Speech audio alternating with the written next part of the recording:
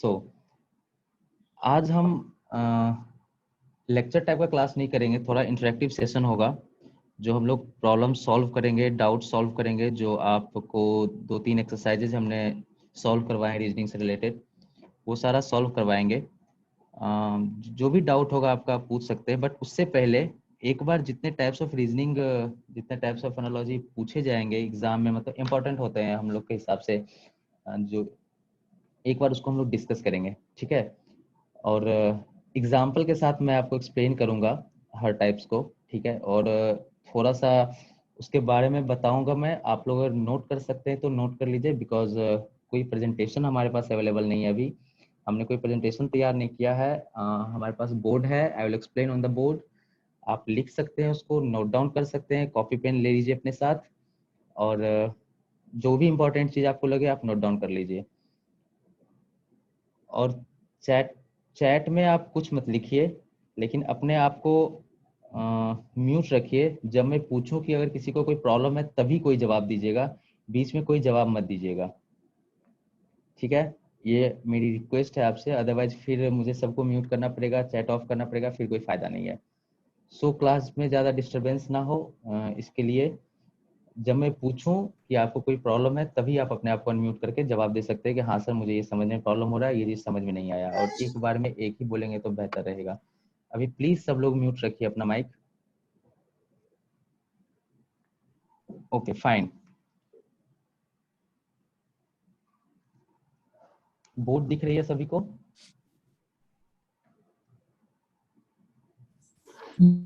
Okay तो हम लोग पढ़े थे लास्ट क्लास में एनालॉजी के बारे में, जिसमें आपको कुछ वर्बल आते हैं, कुछ नॉन वर्बल आते हैं, ठीक है। जिसमें आपने वर्बल के बारे में पढ़ा था कि रिलेशन होता है। Okay, like if day is related to night, then true is related to what. So यहाँ पे देख सकते हैं कि जो रिलेशन इन दोनों वर्ड्स के बीच में हो, सेम रिलेशन इन दोनों वर्ड्स के बीच में भी मेंटेन रखना है, ठीक है। सो डे का अपोजिट नाइट है, इसलिए जो नेक्स्ट रिलेशन होगा ट्रू, ट्रू का अपोजिट फॉल्स होता है, ठीक है। तो इस तरह के रिलेशन वाले कोई वर्ड के बीच में रिलेशन, सेंटेंस के बीच में रिलेशन, इस टाइप के कुछ क्वेश्चंस आ सकते हैं, ठीक है। आई थिंक ये तो क्लियर है, इसमें किसी को डाउट नहीं था। आपको एग्जाम्पल्स के साथ पता है, आपने सॉल्व भी किया है, एक्सरसाइजेज भी मिले हैं, इसमें किसी को प्रॉब्लम तो होना नहीं चाहिए। बट इसके अलावा जो हम लोग आज डिस्कस करेंगे, I think 6 to 7 types we are going to discuss. First of all, last class जब हुई थी तो उसमें कुछ लोगों ने मेंशन किया था कि हाँ किस टाइप्स ऑफ रीजनिंग, किस किस टाइप्स के इंपॉर्टेंट होते हैं, चैट बॉक्स में था। तो हमने उसी को सोचा प्रिपेयर कर लूँ। सबसे पहले आते हैं हम लोग डायरेक्शन के ऊपर, ठीक है। डायरेक्शन से रिलेटेड क्वेश्चंस जो आते हैं उसमें हम लोग को क्या करना है। जिनको पता है अच्छी बात है, नहीं पता है आप लोग नोट डाउन कर लें। जो डायरेक्शन होता है, जब हम एक मैप के ऊपर या फिर एक प्लेन पेपर के ऊपर डायरेक्शन शो करते हैं, ओके, सो ऊपर वाला साइड जो होता है नॉर्थ होता है, ठीक है। नीचे वाला साइड साउथ होता है। Left one is west, right one is east. So आप जब इंडिया का मैप देखते होंगे तो ये यहाँ का पार्ट, जो यहाँ के स्टेट जो है इनको नॉर्थ ईस्ट कहते हैं, ठीक है। तो ये नॉर्थ ईस्ट होता है, ये नॉर्थ वेस्ट होता है। सर यहाँ पे प्लीज कोई बार बार अपना प्रोफाइल शो कर रहा है। प्लीज आप लोग बीच में कुछ मत बोलिए, हैंड मत शो कीजिए, चैट मत कुछ लिखिए, और अपने आप को म्यूट रखिए। दूसरे लोग डिस्टर्ब हो रहे हैं, जैसे देखिए अभी ये डिस्टर्ब हो गई हैं। तो आप लोग प्लीज डिस्टर्बेंस मत क्रिएट कीजिए, सिर्फ जो मैं बता रहा हूँ उसे ही देखिए। जो भी है जिनके बारे में भी बोला गया है, जो भी अपना हैंड शो कर रहे हैं या कुछ भी, प्लीज अपने आप को म्यूट रखिए, कैमरा ऑफ रखिए, ठीक है। ये नॉर्थ वेस्ट है, नॉर्थ ईस्ट है, इसे हम लोग साउथ वेस्ट कहते हैं, और ये साउथ ईस्ट होता है। ये डायरेक्शन है। आपको जब भी डायरेक्शन से रिलेटेड क्वेश्चन सॉल्व करने होंगे तो आपको याद रखना है कि नॉर्थ, साउथ, वेस्ट, ईस्ट। अगर ज्यादा प्रॉब्लम हो रहा है तो जस्ट अ मिनट, सर बाबा मैं स्क्रीन को छेड़ रहा, पता नहीं कौन कर रहा है सर ये। Just a minute. Sorry sir, मेरा ना गलती, अरे मेरा कोई इंटेंशन नहीं था डिस्टर्ब करने का यार, सॉरी सॉरी।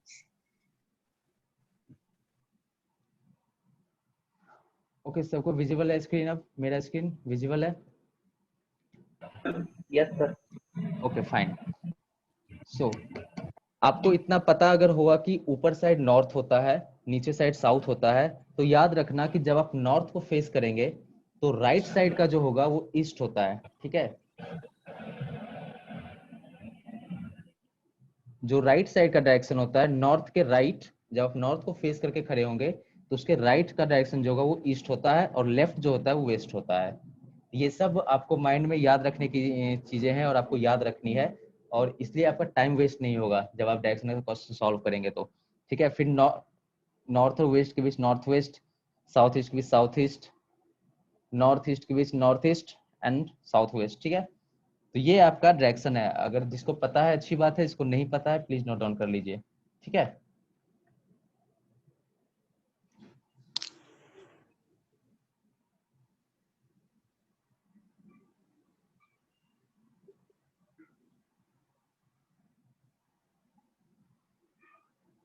फाइन। तो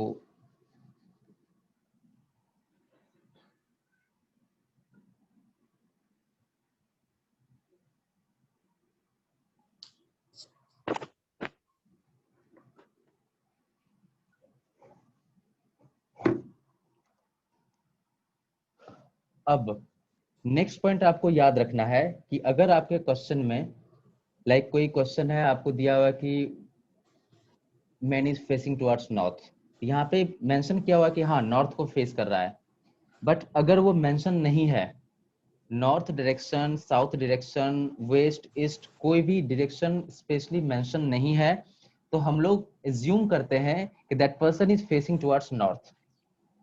ठीक है, अगर जस्ट अ मिनट,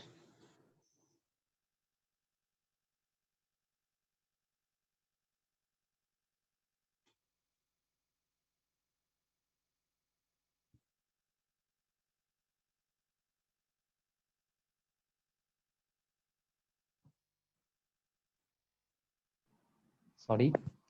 सो हाँ, तो मैं बता रहा था कि अगर डायरेक्शन मेंशन नहीं है तो हम लोग यही सोचते हैं, एज्यूम करते हैं कि that person is standing facing towards north. ठीक है, और उसका जो भी मूवमेंट होगा उसके बाद नॉर्थ को एज्यूम करके उसको हम आगे बढ़ेंगे। ठीक है, तो बस यही चीज है आपको डायरेक्शन में याद रखने के लिए। किसी की माइक ऑन है?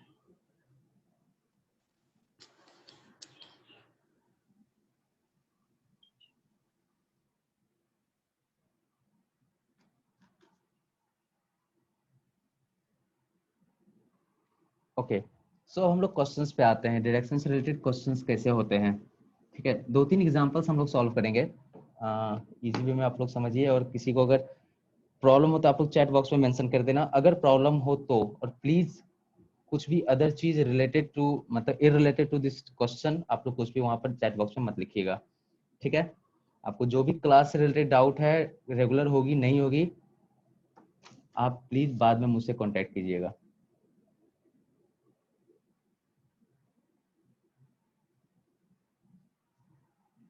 ठीक है, अब आते हैं क्वेश्चंस के ऊपर। आपके पास एक क्वेश्चन है, आप लोग अगर नोट डाउन कर सकते हैं तो नोट डाउन कर लीजिए। क्वेश्चन है कि if A is a person, he is moving 5 kilometre south. क्या है पहले? 5 किलोमीटर साउथ चलता है। ठीक है, देन टर्न्स राइट,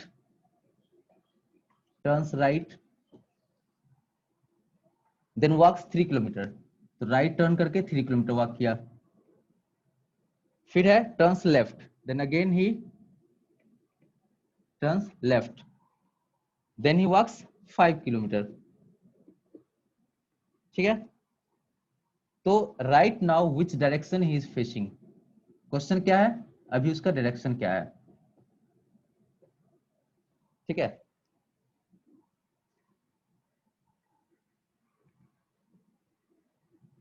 पांच किलोमीटर साउथ चला, फिर राइट को टर्न हुआ, 3 किलोमीटर वॉक किया, फिर लेफ्ट टर्न हुआ, 5 किलोमीटर वॉक किया। Now which direction he is facing, that's the question. Okay, so अब देखिए इसको सॉल्व कैसे करेंगे। ये क्वेश्चन सब समझ गए, मैं इसको रब करता हूं। ठीक है, सबसे पहले क्या था, ए यहां खड़ा है, ठीक है, ये पॉइंट है उसका, स्टार्टिंग पॉइंट है। ठीक, अब ये यहां से साउथ की ओर चला। मैं क्या बोला था कि अगर मेंशन नहीं है डायरेक्शन तो हम एज्यूम करते हैं कि वो नॉर्थ पे खड़ा है। ठीक है, जो भी पहला पॉइंट बोला था क्वेश्चन से जस्ट पहले। तो यहाँ ये खड़ा, अब यहाँ से वो साउथ की ओर चला, तो यहाँ से साउथ किस डायरेक्शन में था, मैं डायरेक्शन जब बताया था, यहाँ से साउथ जो था वो नीचे की तरफ जा रहा था, राइट।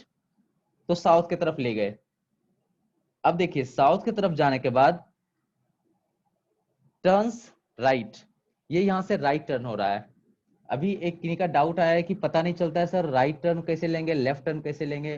ठीक है, आप इधर चल रहे हैं, जब इस साइड जा रहे हैं तो ये आप इधर फेस कीजिए तो इधर लेफ्ट होता है, इधर राइट होता है। लेकिन जब उल्टा साइड आप आ रहे हैं तो लेफ्ट इस साइड हो जाता है, राइट इस साइड हो जाता है। ठीक है, तो यहां से साउथ की ओर आए, कितना किलोमीटर चले, 5। अब यहां से राइट टर्न हो रहा है, राइट टर्न ले लिए। राइट टर्न पे कितना चला ये, 3 किलोमीटर। ठीक है, ये इधर यहाँ पे आया राइट टर्न, 3 किलोमीटर चला, इतना डिस्टेंस कवर किया। अब यहां से क्या होता है, वो फिर लेफ्ट हो जाता है। तो जब आप इस साइड जा रहे हैं तो लेफ्ट आपका नीचे साइड आ जाएगा। ठीक है, आप देखिएगा लेफ्ट नीचे साइड आ जाता है। तो फिर यहां से नीचे साइड लेफ्ट टर्न हो गया और यहां से चला 5 किलोमीटर फिर से। अब क्वेश्चन क्या है, विच डायरेक्शन ही इज फेसिंग, वो इस साइड जा रहा है, तो इस साइड कौन सा डायरेक्शन होगा। बहुत सारे लोगों ने आंसर दिया है नॉर्थ ईस्ट, नॉर्थ नहीं, नॉर्थ तो इस साइड हो गया ना, ये ऊपर हो गया नॉर्थ। अगर इस साइड फेस कर रहा है तो ये नॉर्थ है, अगर डाउन साइड फेस कर रहा है तो क्या डायरेक्शन हो जाएगा, साउथ। अगर इस साइड फेस कर रहा होता तो ये ईस्ट डायरेक्शन होता, और इस साइड फेस कर रहा होता तो ये वेस्ट होता। ठीक है, ये आपको याद रखना है। अगर ऊपर की तरफ फेस कर रहा है, और पता है आपको डायरेक्शन का सारा क्वेश्चन ऐसे ही सॉल्व करना है, स्ट्रेट लाइन में कवर कराइए डिस्टेंस को। यहाँ से स्टार्ट पॉइंट लीजिए, यहाँ से स्टार्ट पॉइंट को आप एक जगह पे रख दीजिए। वहां से अगर नॉर्थ कहता है तो ऊपर ले जाइए, साउथ कहता है तो वहां से नीचे ले जाइए, ईस्ट कहता है तो राइट ले जाइए, वेस्ट कहता है तो लेफ्ट ले जाइए। ठीक है, और डायरेक्शन में इतना प्रॉब्लम नहीं होगा आपको कि सर ईस्ट किधर, लेफ्ट किधर जाएंगे, राइट किधर जाएंगे। आप बस आपके सामने जो चीज है, अगर बोर्ड है, पेज है, आप पेज पर भी अगर बना रहे हैं, आपके सामने जो है बस उसको एज्यूम कीजिए और आप देखिए आपका लेफ्ट साइड किधर है, जिधर लेफ्ट साइड है उधर ही आपको जाना है, और फिर उधर घूमते चले जाइए, अपने को घुमा लीजिए। ठीक है, तो ये तरीका है आपका डायरेक्शन सॉल्व करने का। तो अभी ये आंसर क्या होगा इसका, ये साउथ की ओर फेस कर रहा है, राइट। 5 3 5 नीचे साउथ की ओर फेस कर रहा है, ये आपको याद रखना है। अगर मूवमेंट ऊपर रहता नॉर्थ, नीचे है तो साउथ। ठीक है, किसी को ये डाउट समझ में आया, ओके फाइन। नेक्स्ट एग्जांपल पर जाते हैं हम। सेम डायरेक्शन से ही है, थोड़ा सा इससे ज्यादा इसमें डायरेक्शंस यूज होंगे। आपके पास क्वेश्चन है, ए इज अ पर्सन। ठीक है, क्वेश्चन आप अगर लिख सकते हैं तो मैं जैसे जैसे लिखूंगा आप उसको नोट डाउन करते जाना पेज पे, ताकि मैं इसको रब करने के बाद फिर आपको प्रॉब्लम ना हो समझने में। साउथ वेस्ट नहीं हो सकता है, बस साउथ होगा उसका, हमेशा स्ट्रेट लाइन में जाना है। ठीक है, ओके। ए जो है वो नॉर्थ की तरफ 20 मीटर चलता है नॉर्थ। ठीक है, नॉर्थ की तरफ 20 मीटर गया, then he turns right, turns right, फिर कितना चलता है, 30। ठीक है, राइट टर्न हुआ, 30 मीटर चला। उसके बाद क्या होता है, फिर से राइट टर्न होता है, राइट टर्न। ठीक है, फिर कितना चलता है, 35 मीटर। ठीक है, फिर then he turns left and walks 15 metre, यहां से लेफ्ट हो जाता है, left turn and walks 15 metre, ठीक है। Then finally turns left, again turns left and walks 15 metre again, ठीक है। अब है क्वेश्चन है कि अभी उसका डायरेक्शन क्या है, किस डायरेक्शन में मूवमेंट कर रहा है, फेस कर रहा है, और जो स्टार्ट पॉइंट है, स्टार्ट पॉइंट जो है डिस्टेंस क्या है, ठीक है। स्टार्ट पॉइंट से डिस्टेंस क्या है, इस आपके इस क्वेश्चन में दो चीज पूछ रहा है, ठीक है। एक है कि अभी किस डायरेक्शन में फेस कर रहा है, दूसरा है स्टार्ट पॉइंट से कितने डिस्टेंस पर अभी वो खड़ा है, ठीक। क्वेश्चन समझ में आ गया सबको?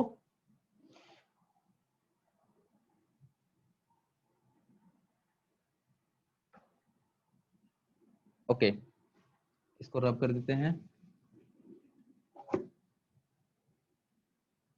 अब देखिए इसको सॉल्व कैसे करेंगे। सबसे पहले हम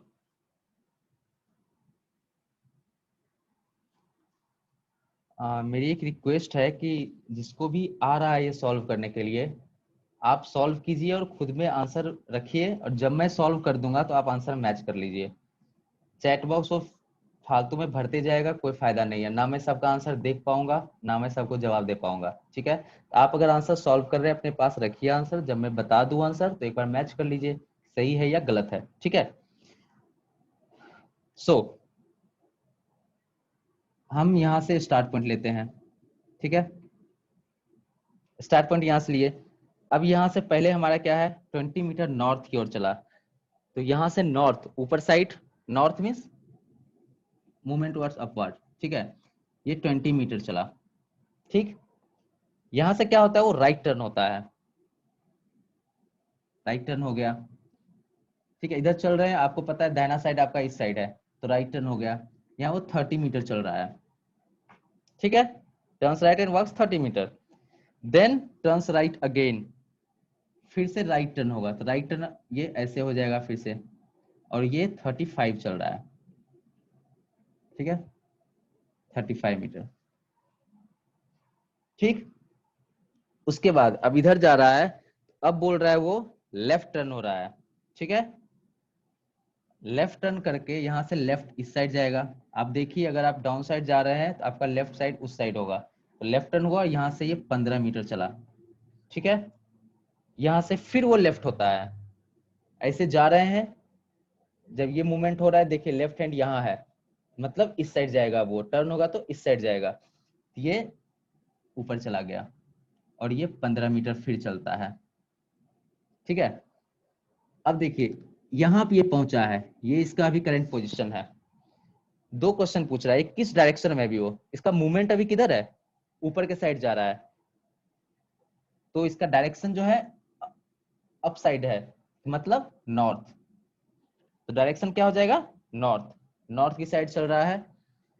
अब डिस्टेंस आपको पता करना है, स्टार्ट पॉइंट यहाँ है, यहां से आपको डिस्टेंस मतलब ये आपको लाइन खींच देना है, आपको इस डिस्टेंस का पता करना है। अब देखिए यहाँ पर आपको कुछ फिगर्स दिखाई देंगे, ठीक है, रेक्टेंगुलर फिगर आ रहा है, ये 15 है, ये 15 है, ये 15 है। आपको पता है कि जब हम टर्न होते हैं तो हमेशा 90 डिग्री पर टर्न होते हैं, यही वजह है कि यहाँ पर रेक्टेंगल और स्क्वायर फॉर्म होता है, ठीक है। जब हम टर्न दिखाते हैं किस डायरेक्शन में टर्न हो रहा है तो वो हमेशा 90 डिग्री पर शो करते हैं, इसीलिए यहाँ पर 90 डिग्री के कारण ही यहाँ पे स्क्वायर फॉर्म हो रहा है, क्योंकि ये भी 15 है, ये भी 15 है, तो जब ये 15 है तो ये भी 15 हो जाएगा, ये 15 है तो ये भी 15 हो जाएगा, ठीक है। अब ये है, ये भी 90 डिग्री पर टर्न हो रहा है, लेकिन ये रेक्टेंगल बन रहा है, क्यों, क्योंकि ये 20 मीटर डिस्टेंस है, लेकिन ये जो है 30 मीटर डिस्टेंस है, तो जब ये 30 मीटर डिस्टेंस है तो ये भी इसके बराबर हो जाएगा 30 मीटर, ये इसके बराबर हो जाएगा 20 मीटर, हमें इससे तो कोई मतलब है नहीं। अब देखिए आपको यहाँ पे क्या था, 30 मीटर ये चलता है ना, 35 ये डिस्टेंस राइट टर्न करने के बाद, तो आप मैच कर सकते हैं, यहाँ पे ये इतना 20 हुआ, इतना 15 हुआ, अगर दोनों को आप ऐड करेंगे तो ये टोटल 35 आएगा, और आपको क्वेश्चन में दिया हुआ है कि राइट टर्न होकर 35 होता है। तो ये इससे आपको पता लगता है कि हाँ आप सही जा रहे हैं, सही डायरेक्शन जा रहे हैं, सही बना रहे हैं आप। ठीक है, तो ये 30 और ये 15, तो ये पूरा डिस्टेंस कितना हो गया यहाँ से यहाँ तक? ये पूरा डिस्टेंस हो गया 30 + 15 45। तो अभी जो डायरेक्शन है उसका वो नॉर्थ है, और जो डिस्टेंस कवर किया है अभी, जो कितना डिस्टेंस पर है, ये 45 मीटर है। तो आंसर 45 मीटर होगा। ठीक है, समझ में आया? किसी को डाउट? कुछ समझ में यहाँ पर प्रॉब्लम हुआ है?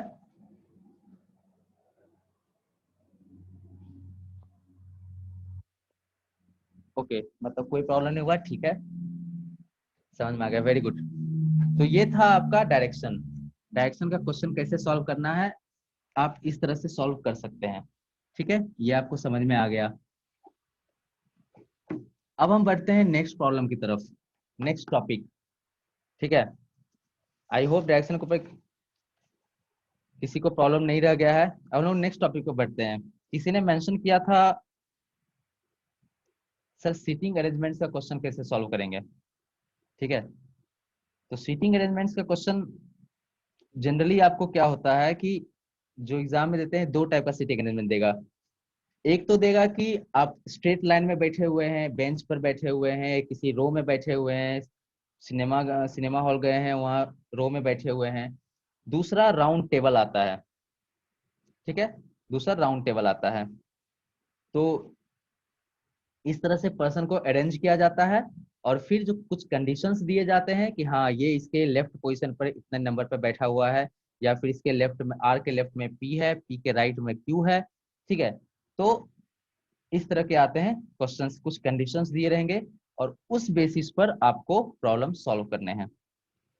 तो कुछ इंपॉर्टेंट चीज आप लोग याद रखिएगा। जब आपको क्वेश्चन में अगर दिया डायरेक्शन डायरेक्शन कहते हैं, जो प्लेसमेंट रहता है पर्सन का जिस प्लेस पर है, वो कैसे हम लोग डिफाइन करते हैं ताकि कंफ्यूजन ना हो।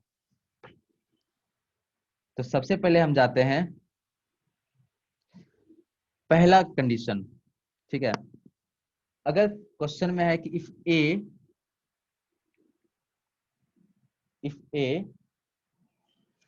Is second to the left of B, ये समझ में आया? If A is second to the left of B। ठीक है, ये एक आपको स्टेटमेंट है। अगर A जो है सेकेंड पर है लेफ्ट ऑफ B, अब इसको कैसे हम लोग बनाएंगे? हमको पहले B पोजीशन मेरे पास किसका फिक्स है? B का। हम सबसे पहले B को यहाँ पे प्लेस कर दिए, B आ गया। ठीक है, अब B के बेसिस पर हमको A का पोजीशन पता करना है। तो क्या कर रहा है? A is second to the left. B का लेफ्ट किधर होगा? इस साइड होगा। ठीक है, B का लेफ्ट इस साइड होगा। अब B के सेकेंड पर A पोजिशनिंग है। ठीक है, A का पोजीशन है, तो B से सेकेंड, ये फर्स्ट प्लेस हो गया B के लेफ्ट में, ये सेकेंड प्लेस हो गया। तो A कहाँ है? सेकेंड प्लेस पर है। समझ में आया कैसे कर रहे हैं इसको? हम B को फिक्स कर दिए, अब B के सेकंड पर हमको जाना है लेफ्ट साइड में। सबसे पहले लेफ्ट साइड हम पता करेंगे किधर है, उसके बाद first position, second position, third position, fourth position, fifth, six, seventh, ऐसे चला जाएगा। ठीक है, तो इस तरह से आप डिफाइन कर सकते हैं उसको। ये पहला सिचुएशन है। Second situation, if A is second to the right of B। ऊपर लेफ्ट था, नीचे राइट है। एज यूजुअल हम सबसे पहले B को फिक्स कर दिए, B आ गया। ठीक, अब B के पहले राइट जाना है। राइट डायरेक्शन किधर है? इस साइड है। अब राइट में सेकंड प्लेस पर A को रखना है। ठीक है, फर्स्ट प्लेस यहाँ पर लेफ्ट साइड था, यहाँ पर राइट साइड, तो राइट में सेकंड प्लेस पर हमको A को रखना है। तो B का ये फर्स्ट प्लेस ब्लैंक गया, क्योंकि फर्स्ट प्लेस पे कौन है हमें पता नहीं है, लेकिन हमें पता है कि सेकंड पर कौन है? A है। ठीक है, लेफ्ट में A, राइट में A। तो सबसे पहले पोजिशनिंग फिक्स कीजिए, और उसके बाद फिर लेफ्ट साइड राइट साइड जो भी डायरेक्शन दिया हुआ है वहां जाकर उस वहां पर जिस पोजीशन पर दिया हुआ है उस पोजीशन को काउंट करके बस उसका पोजीशनिंग फिक्स कर देना है। ये नॉर्मल हुआ, ठीक है। अब आते हैं थर्ड थर्ड कंडीशन। ये नोट डाउन कर लिया, जिन्हें भी नोट डाउन करना है जल्दी से नोट डाउन कर लीजिए, ठीक है।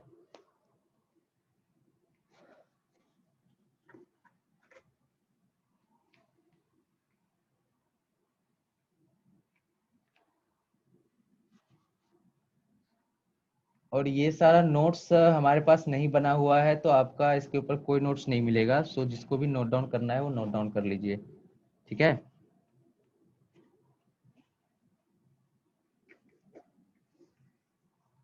ये दो कंडीशन था। थर्ड कंडीशन पर चलते हैं। थर्ड में क्या है, if A is 2 place away from B, ठीक है, फ्रॉम बी। तो मेरे पास पोजीशन किसका पता है, बी का, ठीक है। पोजीशन मुझे बी का पता है, सबसे पहले बी को प्लेस कर दिए, ठीक। अब क्या कर रहा है, 2 प्लेस अवे। ये 2 प्लेस अवे किसी भी साइड हो सकता है, डायरेक्शन हमारे पास मेंशन नहीं है। लेफ्ट साइड भी हो सकता है, राइट साइड भी हो सकता है, ठीक है। तो अगर हम बी को यहां सेंटर पर रखे, सपोज कीजिए ये बी है, ठीक है, हमारे पास इसका पता है। तो अब इससे डायरेक्शन हमको मेंशन नहीं है कि एक किस साइड 2 प्लेस अवे है, ठीक है। तो हम क्या करेंगे, एज्यूम करेंगे कि ये सेंटर में है फिलहाल। 2 place away suppose right side जाते हैं तो 1 2, ठीक है, 1 2। अब यहां पे ये ए आ गया, ठीक है। अगर इसको हम लेफ्ट साइड एज्यूम करते तो 1 2 यहां पर ए आ गया, ठीक है। तो अगर 2 प्लेस अवे कर रहा है तो ये वाला बनेगा 1 2, 2 प्लेस अवे, थर्ड पे ये आ जाएगा ए, ठीक है ना। Third direction, third condition clear.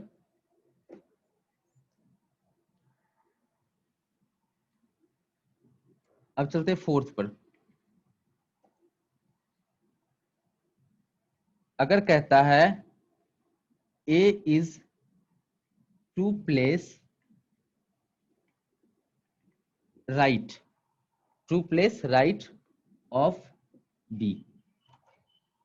B हमें पता है, अब ए जो है बी के राइट में है, सेकेंड प्लेस पर 2 प्लेस, ठीक है। तो फर्स्ट प्लेस 1 प्लेस 2 प्लेस, यहां पर क्या आ जाएगा, ए आ जाएगा, ठीक है। A is 2 place right of B, B आ गया, 2 प्लेस राइट, ए चला गया, ठीक। इसी का एक सेकेंड पार्ट है। अगर ये कहता है कि B is 2 place left of A, left of A, हमें ए पता है, इसके 2 प्लेस लेफ्ट जाना है, 1 2, यहां पर बी आ जाएगा, ठीक है। लेफ्ट राइट हमेशा याद रखिएगा, डायरेक्शन मेंशन है तो, ठीक। तो दोनों है, दोनों का सेम आंसर है, यहाँ पर सेम कंक्लूजन है। और ये सब ट्रिक है, आपको ज्यादा टाइम उसको पोजिशनिंग करने में ना लगे, तो ये सब बस ट्रिक है, आपको बस याद रखना है, ठीक है। अब नेक्स्ट पर चलते हैं। अगर नेक्स्ट में आपका दिया हुआ है कि suppose 2 persons are sitting between A and B, ए और बी के बीच 2 पर्सन हैं, ठीक है। ए और बी के बीच में 2 पर्सन है यहाँ पर, तो मतलब ए 1 2 बी, 2 प्लेस गैप हो जाएगा, बी का पोजिशनिंग थर्ड पे चला जाएगा, ठीक है। तो ये सब कुछ ट्रिक्स थे जो कि आपको याद रखने हैं। अब कुछ क्वेश्चंस इस पर सॉल्व कर सकते हैं हम लोग। अगर आपके पास है सिटिंग अरेंजमेंट वाला क्वेश्चन तो सॉल्व कर सकते हैं। ऐसे मैं एग्जांपल एक देता हूं, ठीक है।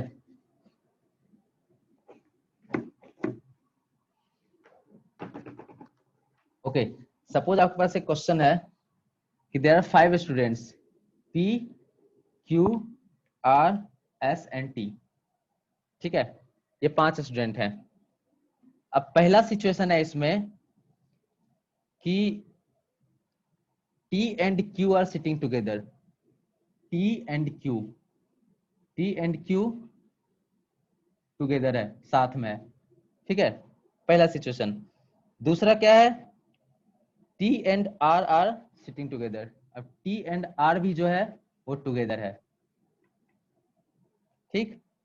थर्ड कंडीशन है P is on the extreme left. P जो है उसका पोजीशन जो है एक्सट्रीम लेफ्ट पर है। एक्सट्रीम लेफ्ट मतलब हो गया सबसे लेफ्ट, जो लास्ट में, लेफ्ट साइड में जो लास्ट पे होगा ना, वहां पर P है।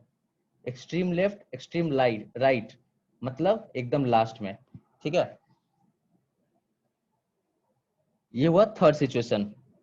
और फोर्थ सिचुएशन है Q is second from extreme right. Q जो है सेकेंड फ्रॉम एक्सट्रीम राइट, ठीक है। मतलब सबसे जो राइट पे है पर्सन बैठा हुआ है, उससे सेकेंड प्लेस पर, सेकेंड टू, अभी एक सिचुएशन दिए थे ऊपर बताया था, सेकेंड टू मतलब सेकेंड टू समवन, मतलब उसके बीच में एक का गैप आएगा। तो सपोज हम अब स्ट्रेट लाइन बनाते हैं, ठीक है। ये एक लाइन बना लिए, इसमें एक पर्सन हो गया, 2 पर्सन हो गया, 3 4 5, ये 5 पर्सन बैठे हुए एक बेंच पर, ठीक है। सबसे पहले क्या करा है, P जो है एक्सट्रीम लेफ्ट में है। लेफ्ट इस साइड हुआ, इस साइड लेफ्ट हुआ, इस साइड राइट हुआ, ठीक है। तो P कहाँ है, P यहाँ है, P यहाँ आ गया, ठीक। फिर क्या करा है, Q जो है सेकेंड फ्रॉम एक्सट्रीम राइट। हमें पता नहीं है कि एक्सट्रीम राइट में कौन है, यहां पर कौन है वी डोंट नो, लेकिन इसके सेकेंड प्लेस पर जो है वो हमें पता है कि ये Q बैठा हुआ है यहाँ पर, सेकेंड टू राइट, ठीक है, एक्सट्रीम राइट, ठीक है। यहाँ पे Q आ गया। अब देखिए T and Q are together, T and Q are together, T and R are together, ठीक है। अब Q यहाँ है, हमारे पास पोजीशन अभी तक 2 का पता चला है, P एंड Q का। सबसे पहले T एंड Q टुगेदर है। Q अगर यहाँ है, ठीक है, 1 minute, Q is second from extreme right. Okay, extreme right ये है, यहाँ से ये फर्स्ट होगा, ये सेकेंड होगा, सॉरी वो गलती से प्लेस हो गया था, यहाँ पे सेकेंड 1 2, फर्स्ट पोजीशन ये है एक्सट्रीम राइट का, सेकेंड पोजीशन ये है। तो यहाँ पर हमारे पास क्या है, Q है, ठीक है। अब Q यहाँ पर है, हमें पता है कि Q के साथ T साथ में है, ठीक है। तो हम सपोज T यहाँ रख दिए, ठीक। अब T के साथ R साथ में है, ठीक है। T के साथ कौन साथ में, R। T बीच में रहेगा तभी इसके साथ R भी रहेगा, इसके साथ Q भी रहेगा, क्योंकि इस दोनों से पता चलता है कि T Q और R तीनों साथ में बैठा हुआ है, जिसमें कि T सेंटर में है, क्योंकि उसके एक साइड Q है, एक साइड R है। तो T यहाँ आ गया, Q यहाँ, R यहाँ, एक जो हमारा बच गया S, वो S यहाँ चला जाता है, ठीक है। इस तरह से सबसे, अगर स्ट्रेट लाइन वाला क्वेश्चन है, सबसे पहले आप स्ट्रेट लाइन खींच के पोजिशनिंग कर दीजिए, फिर जो जो कंडीशन है उस कंडीशन के बेसिस पर उसको सॉल्व कर लीजिए, ठीक है। मेरी आवाज नहीं आ रही है क्या, किसने लिखा है आवाज नहीं आ रही है। आ रहे हैं भैया। ओके विकास, ठीक है। तो इस तरह से हम लोग सॉल्व करते हैं इसको। अगर इसी बेसिस पर आपको डायरेक्शन कहते हैं सिटिंग अरेंजमेंट के और भी क्वेश्चंस रहे, तो आप इस तरह से अरेंजमेंट करके, पोजिशनिंग करके, चाहे वो राउंड टेबल हो या फिर स्ट्रेट लाइन हो, सेम आप ऐसे सॉल्व कर सकते हैं, ठीक है। वैसे ज्यादा डिफिकल्ट इसमें पूछता नहीं है जेएनयू के एंट्रेंस में, ठीक है। तो बस इसमें आप जो मैंने 5 कंडीशंस बताए थे उसको याद रखिएगा, ठीक है। और सिर्फ पोजीशनिंग अच्छे से करना है, जो आपको कंफर्म पता है उसको बस पहले रखना है। जैसे आपको कंफर्म पता था P जो है एक्सट्रीम लेफ्ट पर है, तो सबसे ज्यादा लेफ्ट जो है सबसे लेफ्ट पर हम P को रख दिए। Q जो है सेकेंड फ्रॉम एक्सट्रीम राइट, तो एक्सट्रीम राइट से फर्स्ट ये हुआ, सेकेंड पे Q आ गया, Q यहाँ रखे। अब आपको पता है कि T जो है वो Q के भी साथ है, T जो है वो R के भी साथ है, तो सबसे पहले Q यहाँ है तो Q के साथ हम T को रख दिए। तो जब T को यहाँ रख दिए, ऑब्वियसली एक प्लेस R के लिए बच जाता है, क्योंकि R जो है वो T के साथ बैठा हुआ है, तो R अपने आप यहाँ पे प्लेस हो जाता है। तो लास्ट का एक बच जाता है S, तो S आ गया। ठीक है, तो इस बेसिस पर आप लोग डायरेक्शंस का क्वेश्चन सॉल्व कर सकते हैं। ठीक,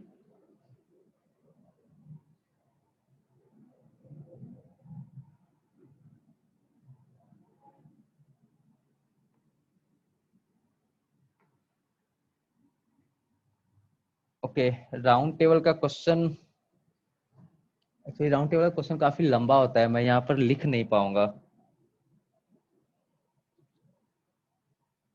I will send the question in the group, ठीक है, राउंड टेबल का, और उस पर अगर आप लोग सॉल्व कर सकेंगे तो बेहतर रहेगा। नहीं तो फिलहाल मेरे पास एग्जांपल है नहीं राउंड टेबल का, लेकिन अगर राउंड टेबल वाला भी मैं आपको बस एक ट्रिक थोड़ा सा बता देता हूँ। यही सपोज कीजिए आपका ये सेम क्वेश्चन अगर सपोज कीजिए ये राउंड टेबल पर है, ठीक है, तो राउंड टेबल में 1 2 3 4 5 लोग बैठे हुए हैं। अब इसमें तो हमें एक्सट्रीम लेफ्ट एक्सट्रीम राइट तो पता चलेगा नहीं, ठीक है ना, तो इसमें जब भी क्वेश्चन आएगा तो किसी एक का पोजीशन फिक्स होगा। तो जिसका भी सपोज कीजिए एक्स का पोजीशन यहाँ पर फिक्स हो गया, ठीक है, अब उसके बेसिस पर क्लॉकवाइज डायरेक्शन राइट होता है, एंटी क्लॉकवाइज डायरेक्शन लेफ्ट होता है। अगर बोलेगा कि इसके लेफ्ट में तो एंटी क्लॉकवाइज जाइएगा, अगर बोलेगा इसके राइट में तो क्लॉकवाइज जाइएगा। ठीक है, ये याद रखिएगा, क्लॉकवाइज डायरेक्शन राइट होता है, एंटी क्लॉकवाइज डायरेक्शन लेफ्ट होता है राउंड टेबल में, ठीक है, राउंड वाले क्वेश्चन में। और फिर आप उसका पोजिशनिंग कर सकते हैं यहाँ से फर्स्ट सेकेंड थर्ड, ठीक है, फोर्थ फिफ्थ, ठीक है, ऐसे कर सकते हैं आप पोजिशनिंग।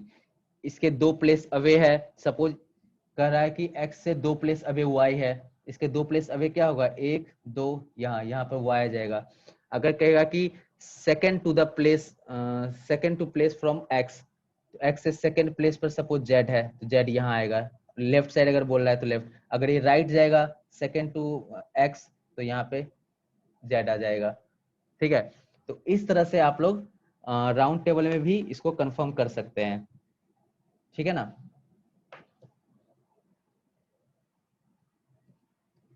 और ज्यादा इसमें कॉम्प्लिकेटेड नहीं पूछेगा, नॉर्मल सा पूछेगा, 5-6 बैठे हुए हैं, एक उसके लेफ्ट पर है वो राइट है, 2 प्लेस अवे है, जो भी ट्रिक हमने बताया, जो भी ऊपर में मेंशन किया था कंडीशन, उसी से रिलेटेड सब पूछता है। ठीक है, और बहुत कॉम्प्लिकेटेड सब जेएनयू के एग्जाम के लायक है नहीं, वो सब हाई लेवल का जो होता है एग्जाम उस समय पूछा जाता है। तो ये आपका था सीटिंग अरेंजमेंट वाला। ठीक, अब आते हैं, लास्ट क्लास में किसने लिखा था सिंबल सब्स्टिट्यूशन क्या होता है। सिंबल सब्स्टिट्यूशन, ठीक है,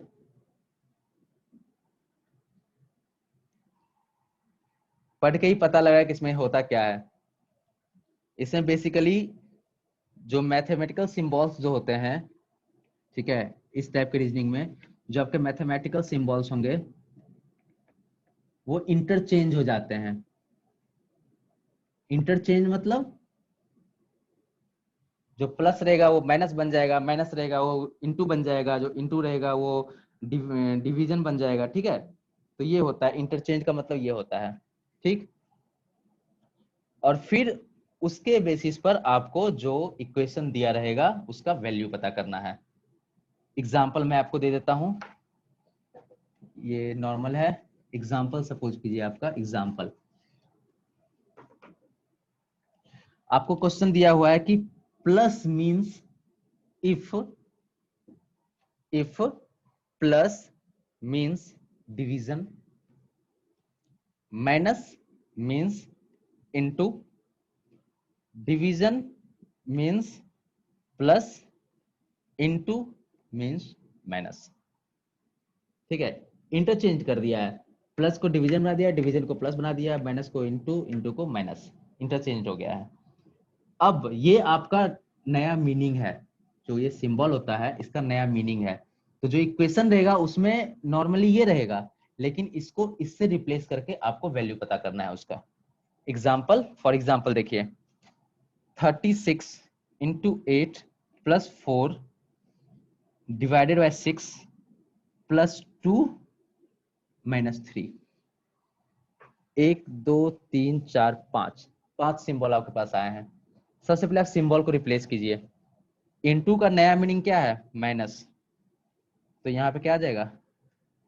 माइनस 36 माइनस 8। प्लस का नया मीनिंग क्या है? डिवीजन, यहाँ पे डिवाइडेड बाय 4। डिवीजन का नया मीनिंग क्या है? प्लस 6, प्लस का फिर डिवीजन 2, माइनस का इनटू 3। ठीक है, आपको पता है सबसे पहले डिवीजन करेंगे, 8/4 2 हो जाएगा, 6/2 3 हो जाएगा। ठीक है, तो 36 माइनस 2 प्लस 3 इंटू 3 हो जाएगा। सही जा रहे ना? हाँ, अब इससे आप उसका मीनिंग निकाल सकते हैं। ठीक है, कितना आ जाएगा ये?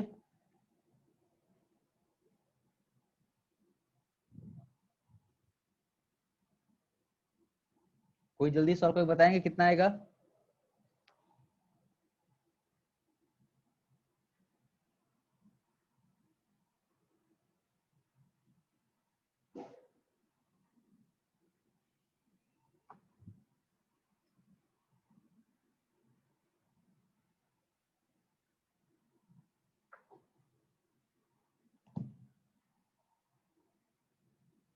ओके, तो जो भी आपका ये इसके बाद मीनिंग ये इसका आंसर आ जाएगा, वो आंसर हो जाएगा। तो वैल्यू इस तरह से फाइंड आउट करना है। ठीक है, क्या करेंगे? सिंबल्स को रिप्लेस कर देना है बस। इनटू का मतलब माइनस था तो माइनस कर दिए, डिवीजन का मतलब प्लस था तो प्लस कर दिए, यहाँ पर प्लस का डिवीजन था तो डिवीजन कर दिए। ठीक है, इस तरह से हम लोग फाइंड आउट कर लेंगे। ठीक, इसके ऊपर और एग्जांपल दूं या काफी है? आई थिंक काफी है, आप इस तरह से इसको कर लेंगे। ठीक है, वैसे ये इसी तरह से नॉर्मल से ये सब पूछते रहेंगे।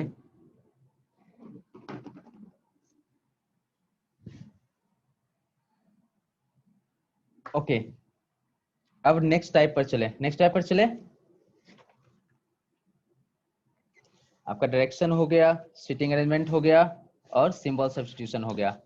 अब आते हैं आप ब्लड रिलेशन के बारे में। ब्लड रिलेशन से क्वेश्चन अक्सर पूछ देते हैं, तो ब्लड रिलेशन आप लोग को पता होगा, और ब्लड रिलेशन तो नॉर्मल सब सॉल्व भी कर लेते हैं। ठीक है, तो जब आप ब्लड रिलेशन सॉल्व करते हैं तो प्रॉब्लम आता है किसी किसी को समझने में। अगर जिसका रिलेशनशिप में क्या होता है, पापा का भाई, मामा का भाई, ब्रदर इन लॉ क्या होता है, सिस्टर इन लॉ क्या होता है, अगर ये सब कॉन्सेप्ट क्लियर है उनके लिए इजी हो जाता है सॉल्व करना। ठीक है, लेकिन जिनके लिए थोड़ा डिफिकल्ट है समझना, फिर वहां पर प्रॉब्लम्स आती है। और जनरली हम लोग प्रीफर करते हैं कि डायग्राम के साथ हम लोग सॉल्व करें। ठीक है, अगर आप लोग जिनको आता है ये अच्छे से, जिनका अच्छा पकड़ है, वो तो रिलेशन ऐसे बना के अपने फैमिली में रिलेशन बना के वो सॉल्व कर लेते हैं क्वेश्चंस को। ठीक है, जिनका अच्छा पकड़ होता है। लेकिन जिनका पकड़ कमजोर होता है, थोड़ा प्रॉब्लम होता है समझने में, वो जनरली क्या करते हैं? डायग्राम्स फॉर्म करते हैं। ठीक है, और फिर डायग्राम्स के बेसिस पर सॉल्व करते हैं। पिक्टोरियल, उसको पिक्टोरियल डायग्राम कहते हैं, पिक्टोरियल फॉर्म्स कहते हैं। और इसमें आपको ब्लड रिलेशन में नॉर्मल स्टेटमेंट टाइप का हो सकता है, डायलॉग्स हो सकता है, कोडिंग डिकोडिंग भी हो सकता है। ठीक है, तो हम लोग चलिए एक क्वेश्चन सॉल्व कर लेते हैं। क्वेश्चन है, ध्यान से सुनिएगा। Pointing to a photographer, sorry, pointing to a photograph of a boy. Suppose एक बॉय का फोटोग्राफ है। ठीक है, इस पे पॉइंट किया है। ए एक पर्सन है, वो कहता है कि ही मतलब this boy is the son of he is son of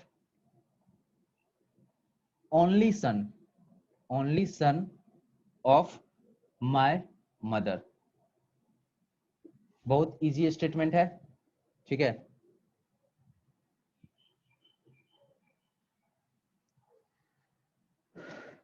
ठीक है, तो हमें पता करना है कि ए का जो रिलेशन है वो बॉय के साथ क्या है, ठीक है, या बॉय जो है ए का क्या लगता है।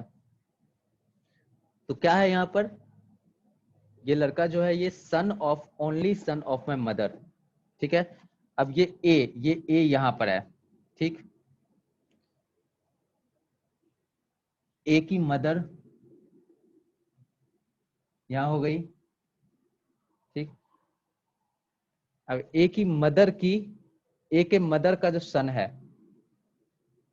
सपोज इसका सन हुआ एनीवन, ठीक है,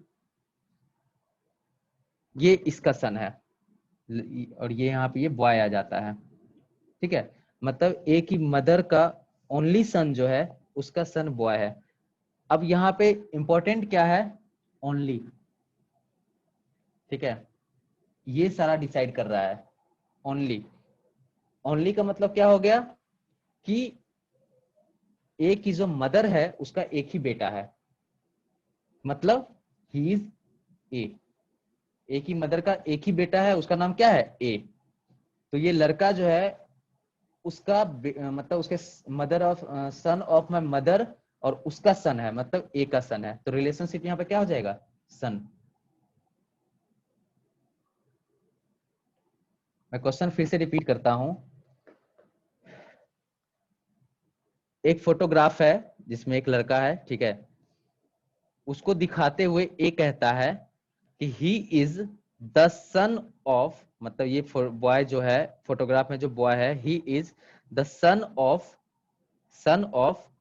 only son of my mother.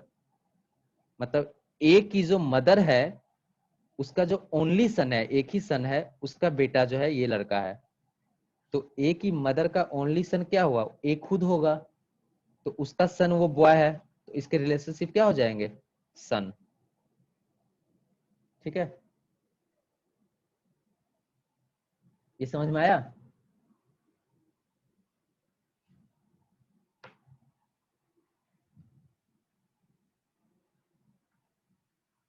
Vikas, network problem हो रहा है क्या।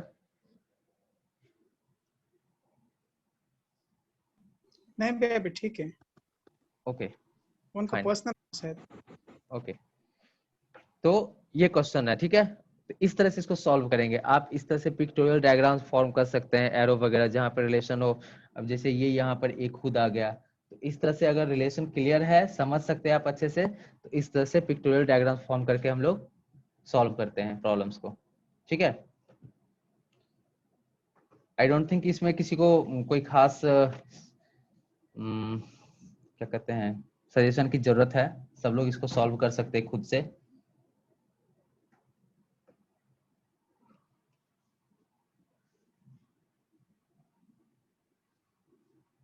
अब नेक्स्ट इसी में क्या होता है, रिलेशन में ही कोडिंग डिकोडिंग आता है, ठीक है।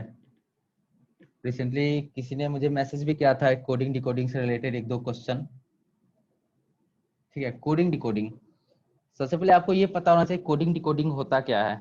इसमें क्या होता है कि जो भी जैसे ये रिलेशन के ऊपर कोडिंग डिकोडिंग है, तो इसमें जो रिलेशन होता है ना उसको सिंबल्स के थ्रू हम लोग डिनोट करते हैं, ठीक है, सिंबल्स के थ्रू शो करते हैं।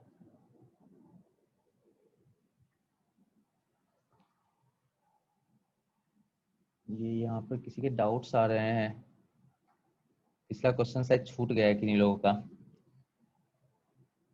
कोई नहीं, उसको आप बाद में फिर समझ लीजिएगा, पूछ लेना आप, मैं समझा दूंगा। तो हाँ, तो इसमें आते हैं कोडिंग डिकोडिंग पर, ठीक है।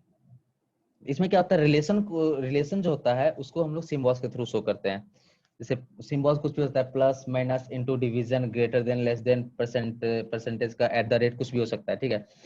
फॉर एग्जाम्पल देखिए, एक क्वेश्चन है, if A plus B, A plus B का मतलब है कि A is brother of B, ठीक है, ध्यान से देखेगा, A is brother of B, ठीक है।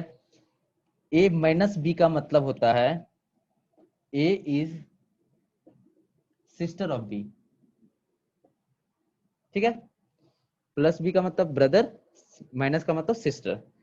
अब ए इंटू बी का मतलब होता है ए क्या है, फादर ऑफ बी,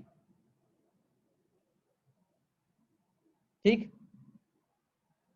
ये आपको सिचुएशन दिया हुआ है, तो इससे आपको क्या पता चल रहा है, बेसिकली ये सिंबल्स का मीनिंग पता चल रहा है।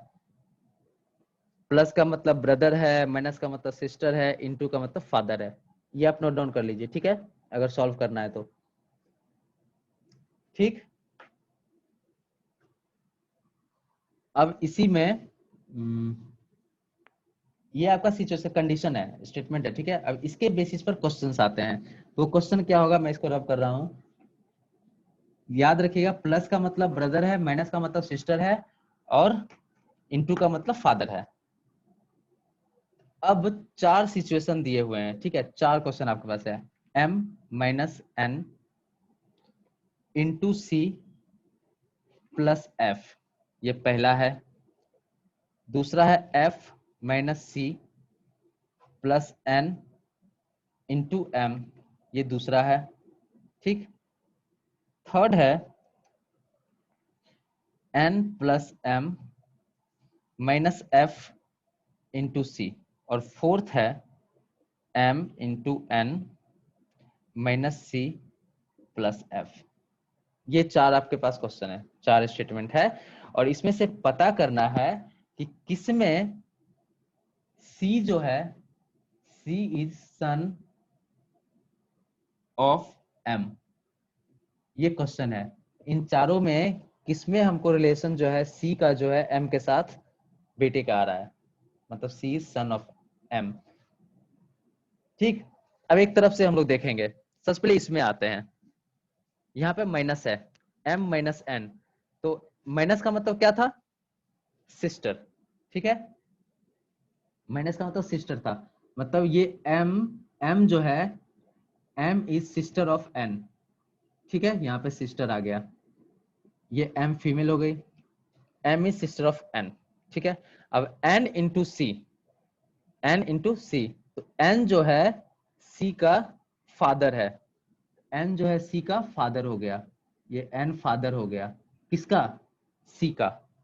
तो हमें क्या पता करना था, c का फादर जो होना चाहिए वो m होना चाहिए। क्वेश्चन क्या है, m सन ऑफ m, जो भी फादर या मदर, मदर भी हो सकता है वहां पर।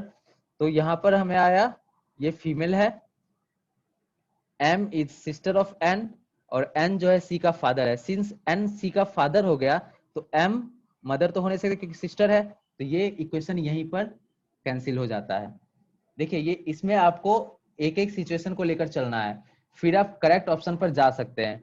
यहां से देखिए आपको क्या पता लगा कि m और n भाई बहन है, और n जो है c का फादर हो गया, n c का फादर हो गया, तो ये तो बहन है, तो ये तो बुआ लग जाएगी, ठीक है। तो m ना तो मदर ना तो फादर, कुछ नहीं c का आ रहा है इसमें, तो ये इक्वेशन कैंसिल हो गया। सेकंड पर आते हैं, f माइनस सी, f माइनस सी, माइनस का मतलब सिस्टर, तो f जो है c की सिस्टर है, ये इक्वेशन कैंसिल हो गया। अब देखिए, f जो है c की सिस्टर है, f is sister of c, ठीक।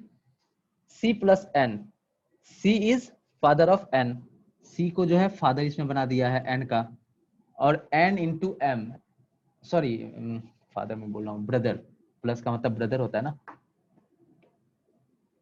ब्रदर, ठीक है। c is brother of n, और n इंटू m, n जो है फादर ऑफ m, n जो है ये फादर ऑफ m हो गया। अब ये कैसे, इसमें क्या आपको लग रहा है, हमको पता करना था c जो है m का बेटा है कि नहीं, ठीक। तो c तो n का भाई हो गया, और n जो है m का फादर है, तो ये c जो है m का चाचा लगेगा, यहाँ पर अंकल हो जाएगा ना। यहाँ पर सिंस n फादर है और n का भाई c है, तो ये तो अंकल हो जाएगा, ठीक है। तो ये भी कैंसिल हो जाएगा, समझ में आ रहा है, ये भी कैंसिल हो गया। सेकेंड ऑप्शन भी कैंसिल, क्यों, क्योंकि c जो है यहाँ पर अंकल हो जा रहा है m का, और हमें c को है जो बेटा वो प्रूव करना है m का, ठीक है। थर्ड पर आते हैं, n प्लस m, मतलब n जो है ब्रदर ऑफ m, n जो है ब्रदर बन गया m का, m माइनस f, m जो है f की सिस्टर है, ठीक है, और f इंटू सी, f जो है c का फादर है। अब यहाँ पे देखिए f फादर हो गया, m इसकी सिस्टर हो गई, तो m इसकी क्या लगेगी, बुआ लगेगी। ये यहाँ पर भी फादर या मदर कुछ नहीं वो हो रहा है, प्रूफ हो रहा है, ये ऑप्शन भी कैंसिल हो जाएगा। ठीक है, समझ में आ रहा है, ये ऑप्शन भी कैंसिल हो गया। अब फोर्थ बचा, फोर्थ में देखिए m इंटू सी, m जो है n का फादर है,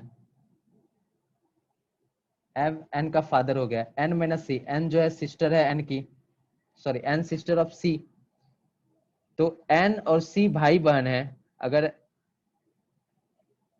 और c यहाँ पर f का ब्रदर है, ठीक है, c भी है, f का ब्रदर आ गया, तो n और c दोनों भाई बहन हैं, और m अगर n के फादर हैं तो m जो है c के फादर होंगे।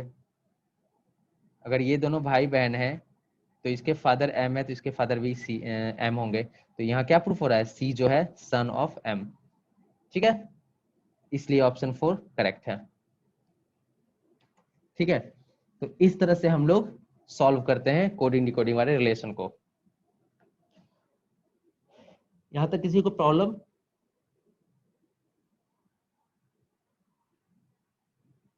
ओके,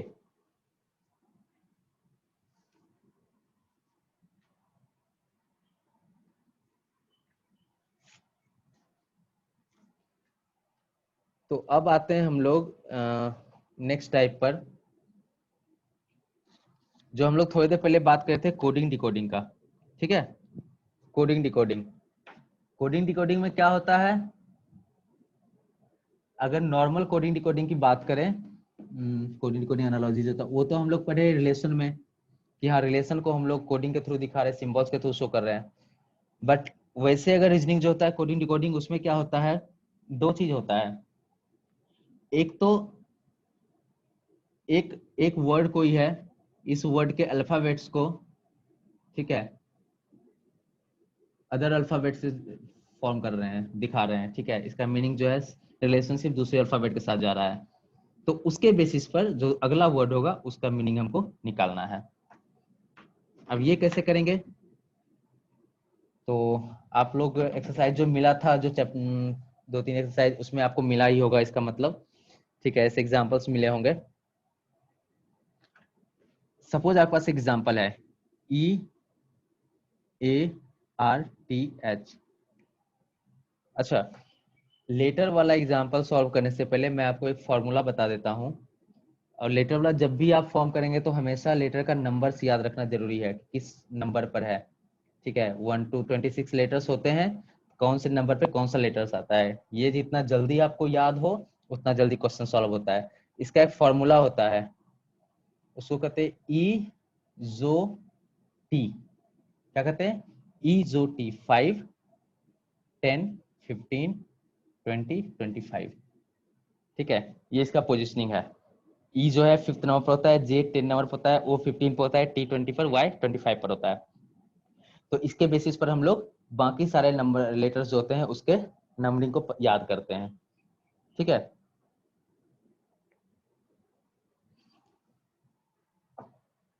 अब E के आसपास जो है, जैसे F हो गया, तो आपको अगर E याद है तो F आप आराम से 6 कर लीजिएगा। J है, L आएगा तो J के बाद 2 बार L होता है, KL, L मतलब 12। O सपोज R आपको पता करना है तो OPQR मतलब 15, 16, 17, 18, R 18 हो जाएगा। तो इसीलिए ये फॉर्मूला इंपॉर्टेंट होता है। ठीक है, आप इजोटी याद रखिए और इसके बेसिस पर आप नंबरिंग याद रख सकते हैं लेटर्स के। ठीक है, अब आपको एग्जांपल दे रहे थे, सपोज अर्थ को हम लोग लिखते हैं किसी एक कोड में FCUXM। ठीक है, तो फिर हम लोग मून को क्या लिखेंगे, दिस इज योर क्वेश्चन। अब देखिए इन दोनों के बीच रिलेशन क्या है वो हम लोग को निकालना है। ठीक है, और जितने पॉसिबिलिटीज जब ऐसे क्वेश्चंस आएंगे तो आपके जितने पॉसिबिलिटीज बन सकते हैं उतने पॉसिबिलिटी आप उसको वहां पर देख लीजिए कौन सा पॉसिबिलिटी सही हो रहा है। ठीक है, तो सबसे पहले देखते हैं ई के बाद एफ आ रहा है, यहाँ पे +1 हो रहा है, ए बी सी +2 हो गया, आर एस टी यू +3 हो गया, T U V W x ये +4 हो गया, एस के बाद आई जे के एल एम +5 हो गया। ये रिलेशन बन रहा है 1 2 3 4 5, ऐसे इसमें जाएगा। एम के जस्ट बाद क्या होगा,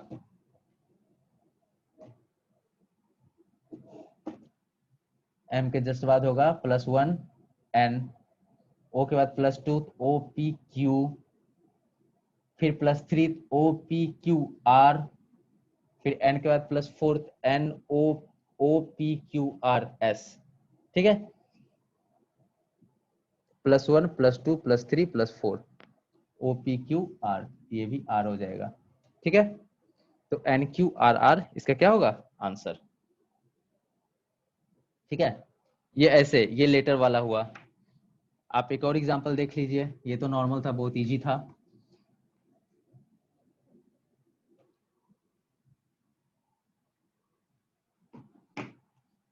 सपोज आपके पास एक वर्ड है सिंबल।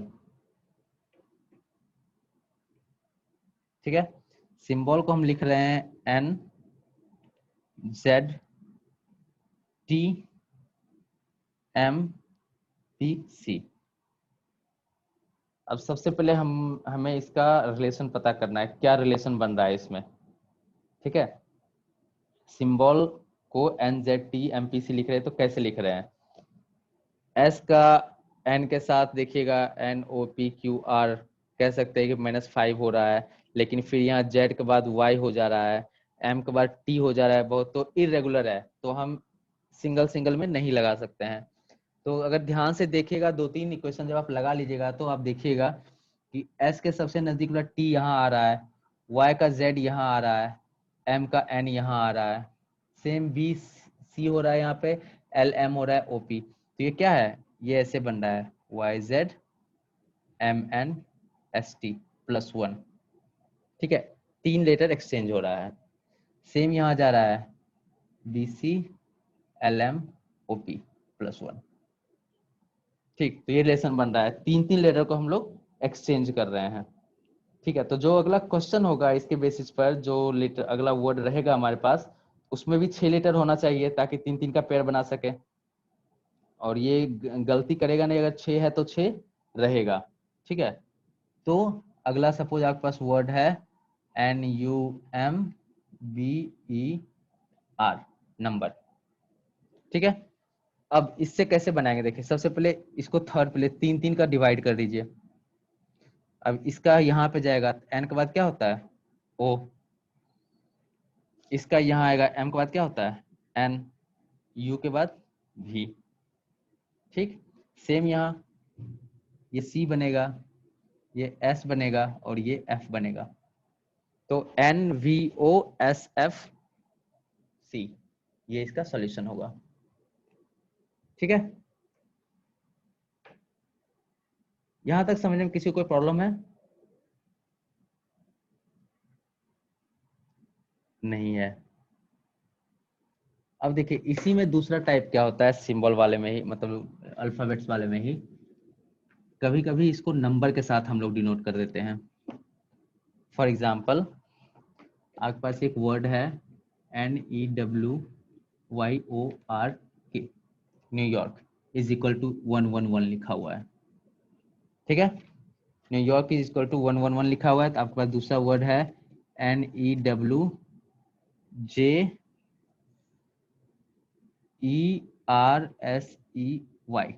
New Jersey. तो न्यूयॉर्क को अगर हम 111 लिख रहे हैं तो न्यू जर्सी को क्या लिखेंगे, ये आपके पास क्वेश्चन हो गया दूसरा। ठीक है,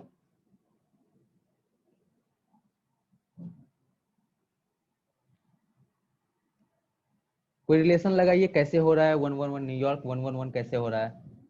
अगर किसी को ये कुछ आ रहा है दिमाग में तो चैट बॉक्स में जल्दी से लिख सकते हैं, तो लिखिए जल्दी 111 क्यों हो रहा है। ओके, सबसे पहले इसका सिंस देखिए यहाँ पे नंबर है, जब इसको नंबर के थ्रू दर्शाया जाए तो सबसे पहले सबका नंबरिंग कर लीजिए। ई जो टी हमें न्यूयॉर्क को करना है उसके। अब एन देखेंगे सबसे नजदीक किसका है, ओ के, तो ओ 15 है तो एन कितना हो जाएगा 14। ई का 5 याद है। डब्ल्यू, अब डब्ल्यू किसके नजदीक आ रहा है, तो टी के नजदीक आ रहा है, यू भी डब्ल्यू, टी 20 था, यू भी डब्ल्यू, डब्ल्यू 23 हो जाएगा। ठीक है, वाई आपको पता है 25, ओ आपको पता है 15, आर आपको पता है आर एस टी, मतलब टी 20 था तो ये 18 हो जाएगा। के किसके पहले, के किसके बाद आ रहा है, जे, ठीक है, एच आई जे के, तो जे अगर 10 था तो के कितना हो जाएगा 11। अब देखिए इन सबको आप प्लस कीजिएगा ना तो 111 आएगा। ठीक है, इन सबको अगर प्लस करते हैं तो 111 आता है। ठीक है, अब सेम हम लोग इसके साथ करेंगे। N14 है, E5 है, W23 है, J जो है 10 है, E5 है, R18 है, S19 है, E5 है, Y25 है। इन सबको ऐड करके कितना आ जाएगा,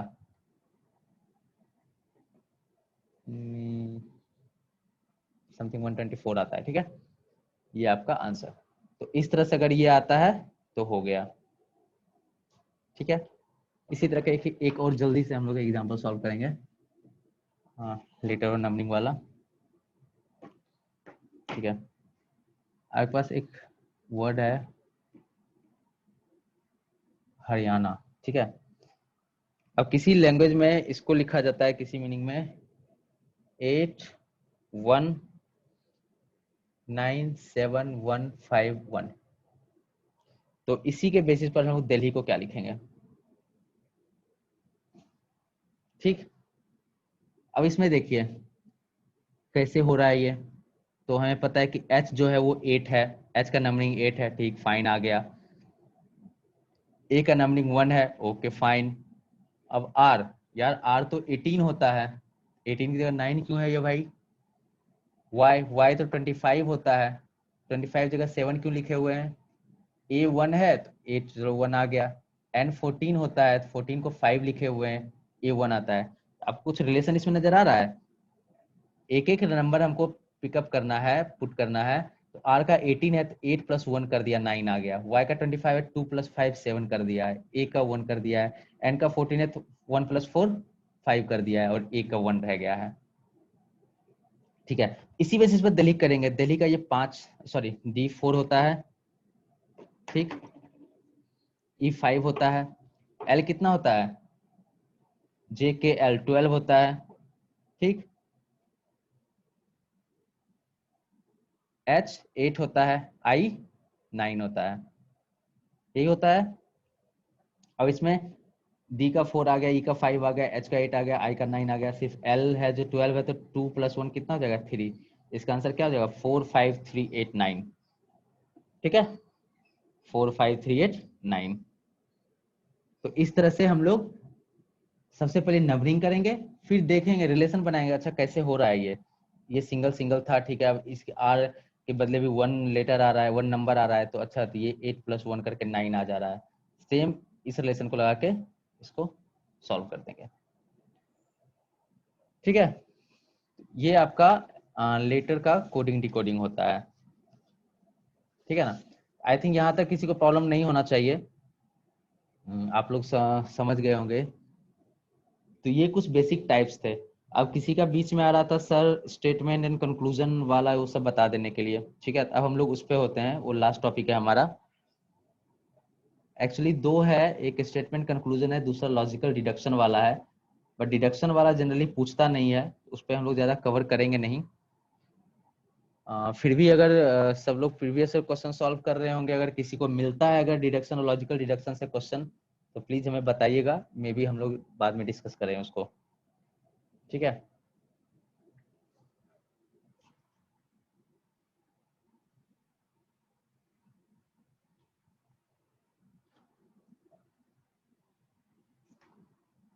ओके।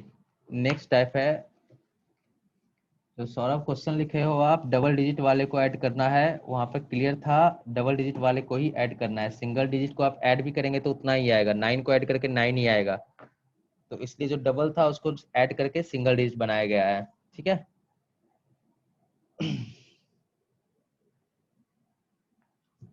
ओके।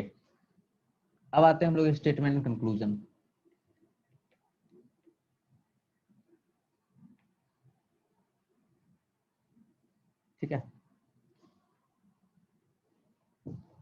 जनरली इसमें होता क्या है कि आपको स्टेटमेंट कंक्लूजन में कुछ स्टेटमेंट्स दिए रहेंगे, वो 1 भी हो सकता है, 2 हो सकता है, 3 हो सकता है, और इसके बेसिस पर जो है कंक्लूजन्स दिए रहेंगे।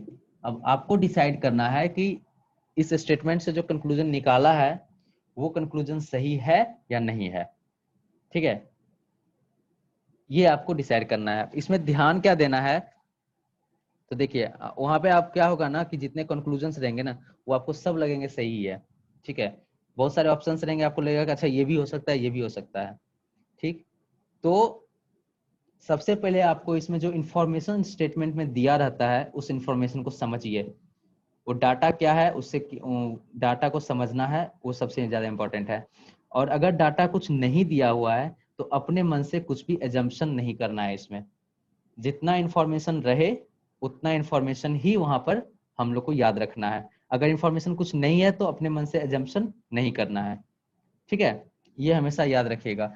और जो कंक्लूजन होगा वो हमेशा स्टेटमेंट के बेसिस पर रहेगा। ठीक है ना, उसमें बिल्कुल आपको नहीं सोचना है कि हाँ कुछ नहीं दिया हुआ इन्फॉर्मेशन तो अच्छा है तो ये ऐसा हो सकता है, वैसा हो सकता है, ये तो ऐसा भी हो सकता है, ऐसा बिल्कुल नहीं सोचना है। कंप्लीटली स्टेटमेंट के इंफॉर्मेशन पर ही डिपेंडेंट रहना है। अगर आप वैसा कीजिएगा तो फिर आपका आंसर रॉन्ग हो जाएंगे। ठीक है, तो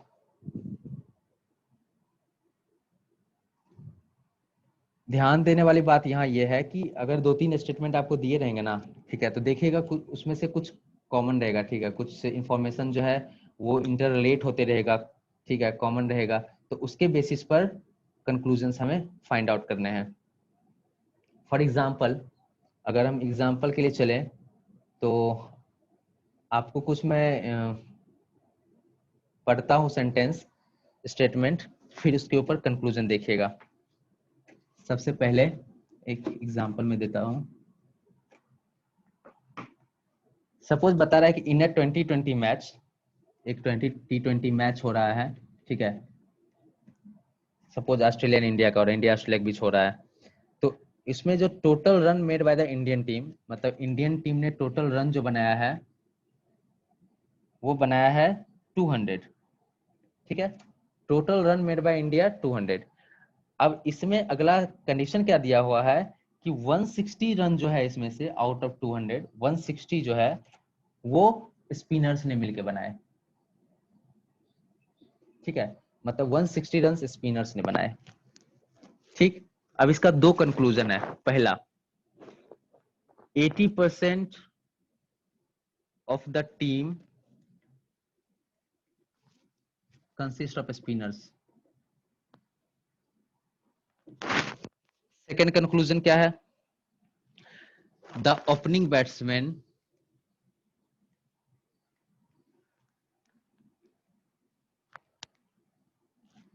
वेयर स्पिनर्स।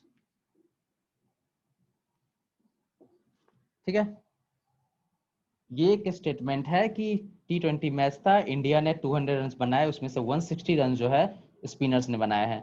अब उसमें एक दो कंक्लूजन निकाला है। एक तो ये है कि 80% of the team spinners consist करते हैं, मतलब स्पिनर्स हैं।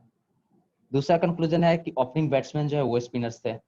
तो इसमें आपको अब इसमें जो ऑप्शंस आपका रहेगा आंसर चूज करना है, उसमें रहेगा कि या तो कंक्लूजन 1 करेक्ट है, मतलब ये करेक्ट है सिर्फ, ओनली दिस वन, या फिर ओनली दिस वन, या फिर सिर्फ ये करेक्ट है, दोनों करेक्ट है, कोई भी करेक्ट नहीं है, या फिर दोनों में से कोई एक करेक्ट है, एजम्पशन। ठीक है, ये है। अब आप लोग थोड़ा सोच के देखिए इसमें से कौन सा कंक्लूजन सही लग रहा है, या दोनों गलत लग रहा है, या दोनों आपको सही लग रहा है। कुछ ऐसा आ सकता है। तो इसको कैसे समझेंगे, देखिए मैंने क्या बताया कि जो इंफॉर्मेशन हमारे पास है उतने इंफॉर्मेशन को ही याद रखने हैं, अपने मन से कुछ भी एजम्पशन नहीं बनाना है। 80% ऑफ द टीम स्पिनर्स हैं, ऐसा कहीं पर मेंशन है कि 80% ऑफ द टीम स्पिनर्स है? नहीं। अगर 160 रन बना है तो दो स्पिनर, सपोज दो स्पिनर है टीम में, दोनों 80 मार दिए, एक सेंचुरी मार दिया, एक 60 मार दिया। ठीक है, ये हो सकता है। तो अगर दो प्लेयर मिलकर भी 160 मार सकते हैं ना, अगर एक मैच हो रहा है उसमें 160 स्पिनर्स बनाए हैं, सपोज टीम में 2 स्पिनर हैं, अश्विन और जडेजा दोनों मिलकर भी 160 मार सकता है, तो उसके उसके बेसिस पर ये आता है कंक्लूजन कि 80% जो टीम मेंबर्स हैं स्पिनर्स हैं? नहीं आता है। समझ रहे हैं आप मेरी बात को? जो इन्फॉर्मेशन है उसी पर रखना है, अपने मन से जंप्शन नहीं करना है। तो 160 रन जो स्पिनर्स बनाए हैं, 160 तो कोई भी बना सकता है, एक सिंगल प्लेयर भी टिक गया, अश्विन भी टिक गया लास्ट में तो 160 बना दिया, क्या फर्क पड़ता है? ठीक है, तो पहला गलत हो गया कि नहीं भाई 80% ऑफ द टीम स्पिनर्स हैं, ऐसा करेक्ट नहीं है, लॉजिकली करेक्ट नहीं हो रहा है। ठीक है, दूसरा, the opening batsman were spinners, ये कहीं मेंशन है?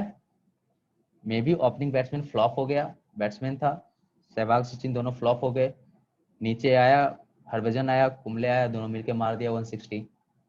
ठीक है, तो ऐसा कहीं मेंशन नहीं है कि ओपनिंग बैट्समैन जो है स्पिनर्स हैं, तो इसलिए ये भी लॉजिकली गलत, ये भी लॉजिकली गलत। जहां पर कंट्राडिक्शन आ जाए, जिस स्टेटमेंट का कंट्राडिक्शन आ जाए कि हाँ ये एग्जैक्टली सही नहीं है, वो लॉजिकली रॉन्ग है। ठीक है, तो इसलिए इसका आंसर होगा both conclusion 1 and 2 are wrong. समझ में आया? ये तो इजी था, समझ में आ गया? किसी को कोई प्रॉब्लम हो रही है समझने में इसको? ओके फाइन, अब चलते हैं हम लोग सेकेंड एग्जाम्पल पर। ऐसे ही स्टेटमेंट रहेंगे और उससे 2 कंक्लूजन निकले रहेंगे और आपको बताना है कौन सा कंक्लूजन सही है या दोनों गलत है। ठीक है, सेकंड पर चलते हैं। सेकंड में दिया हुआ है कि एक कंपनी है, मेटल प्रोड्यूसिंग कंपनी, ठीक है, इंडिया की एक इंडियन कंपनी है। ठीक है, वो जो है has moved from a position where there was a shortage of metal production to a position where there is self sufficiency of metal। मैं हिंदी में बताता हूँ इस क्वेश्चन का मतलब क्या है कि एक इंडियन कंपनी है, मेटल कंपनी है, एक समय था सपोज 1990 में जब ये कंपनी का इतना हालत खराब था, ठीक है, कि बहुत ज्यादा शॉर्टेज था मेटल्स का। ठीक, मेटल का शॉर्टेज था 1990 में। आज 2020 हो गया है, ठीक है, आज क्या है कि इसके पास सफिशिएंट मेटल है। सफिशिएंट कब होता है? जब आपको कमी नहीं पड़ रही हो। ठीक है, मतलब एनफ है, ये आराम से अपना मेटल जो भी कंपनी है अपना आराम से चल रहा है, कोई भी शॉर्टेज नहीं है, एनफ मात्रा में इसके पास मेटल्स हैं। ठीक है, तो पहले जो था शॉर्टेज था और अब जो है सफिशिएंट है इसके पास। ये स्टेटमेंट है कि it has moved from a position where there was a shortage of metal production to a position where there is self sufficiency of metal। self sufficiency मतलब समझते हैं, खुद में ये संपन्न कहते हैं, खुद में संपन्न हो गया है, वो है। ठीक है, इसको दूसरे से हेल्प की जरूरत नहीं है। ओके, ये स्टेटमेंट है आपका। अब इस पर 2 कंक्लूजन है। पहला, इंडिया वाज प्रीवियसली मतलब 1990 में, ठीक है, importing metals.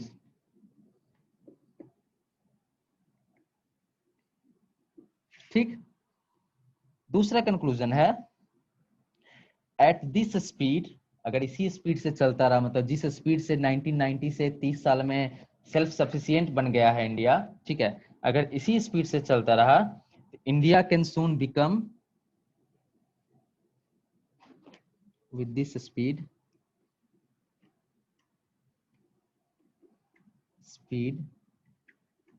India can soon become a foreign exchange earner, a foreign exchange earner।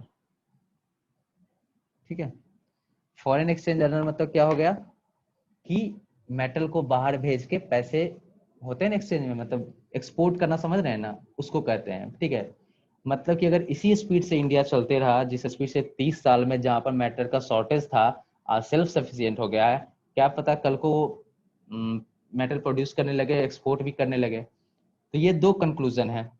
ठीक है, अब आपको इसमें देखना है कि कौन सा सही है। पहला सही है या दूसरा सही है, या दोनों सही है, या दोनों गलत है। इसको कैसे देखेंगे? पहला कह रहा है India was previously importing metals. क्या ये लॉजिकली करेक्ट हो सकता है? कंपनी तो चल रही थी और कंपनी को शॉर्टेज ऑफ मेटल्स था, मतलब इंडिया के पास अपना मेटल्स नहीं था।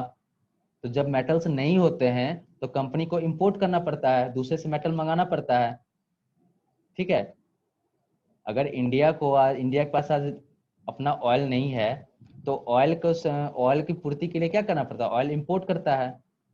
तो इसलिए पहला स्टेटमेंट क्या है? करेक्ट है कि हाँ, जब शॉर्टेज ऑफ मेटल था तब इंडिया जो है मेटल को इंपोर्ट किया करता था, तभी तो मेटल की पूर्ति होती थी कंपनी में। अगर इंपोर्ट नहीं करता फिर तो शॉर्टेज ही जाता, फिर तो कोई काम ही नहीं होता ना। तो शॉर्टेज से सफिशिएंट पे पहुंचा है, मतलब कि इंडिया इंपोर्ट करता था मेटल। ठीक है, इसलिए पहला लॉजिकली करेक्ट है कि हाँ, जब इसके पास शॉर्टेज था तो इंडिया बाहर से मेटल्स मंगाता था। सेकेंड आता है with this speed India can soon become a foreign exchange earner. मतलब अगर इसी स्पीड से चला तो क्या इंडिया कल को मतलब एक्सपोर्टर बन सकता है क्या, प्रोड्यूसर बन सकता है मेटल्स का क्या? तो इसमें आपको क्या लगता है 30 साल में यहाँ से 30 साल में माइनस से यहाँ पे पहुंच गया है, तो अगर इसी स्पीड से चलता है ये तो बढ़ता ही जाएगा ना, ये तो प्लस प्लस प्लस होते जाएगा ना। तो कल को इंडिया फॉरेन एक्सचेंज अर्नर बन सकता है अगर ये स्पीड रहा। ठीक है, तो इसलिए दोनों करेक्ट है। ठीक है, अब यहाँ पर लिख रहे हैं कोई कि दिस वाज नॉट मेंशन्ड, मतलब इंपोर्टिंग मेटल्स। ये कंक्लूजन जो रहेगा वो मेंशन थोड़ी रहेगा, कंक्लूजन तो हमें इससे डिडक्ट करना है ना, इसी से तो निकालना है कंक्लूजन ना।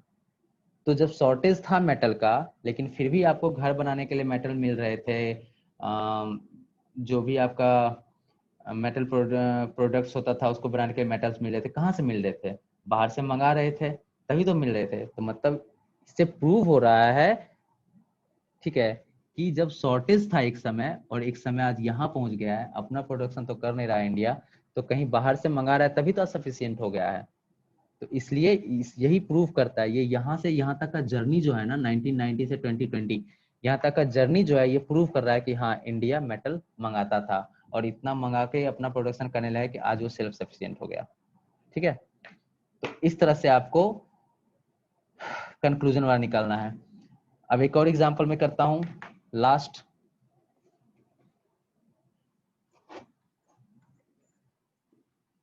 एक डांसिंग कंपटीशन हो रहा था। ठीक है, क्वेश्चन में क्या है, एक डांसिंग कंपटीशन हो रहा था। अब डांसिंग कंपटीशन में क्या है, कंपटीशन का रूल था, क्या रूल था? तो उसमें क्या था, only good dancers were invited, only good dancers were invited. मतलब क्या है, सिर्फ जो गुड डांसर हैं वही आ सकते हैं कंपटीशन में। ठीक है, अब सेकंड है, इसी का सेकंड पार्ट है, नो वन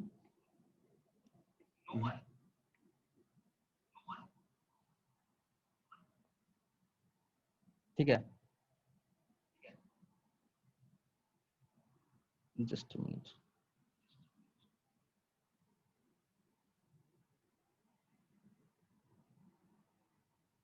हाँ, तो इसमें दिया हुआ है कि no one without dance technique is a good dancer. ठीक, इसका सेकंड पार्ट है, no one without good dancing technique is a good dancer. Only good dancers invited. अब वो गुड डांसर्स कौन है? जिनके पास अच्छी डांसिंग टेक्निक्स हो। ठीक है, ये हमारा स्टेटमेंट है। इससे कंक्लूजन, दो कंक्लूजन है। पहला क्या है, all dancers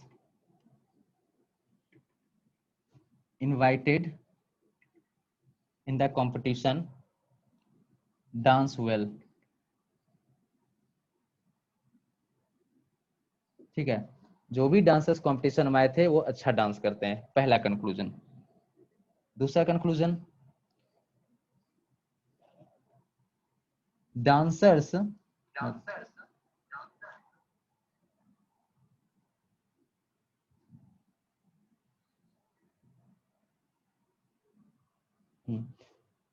those dancers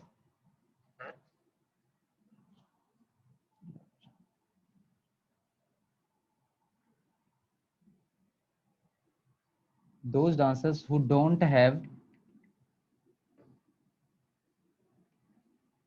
good dancing techniques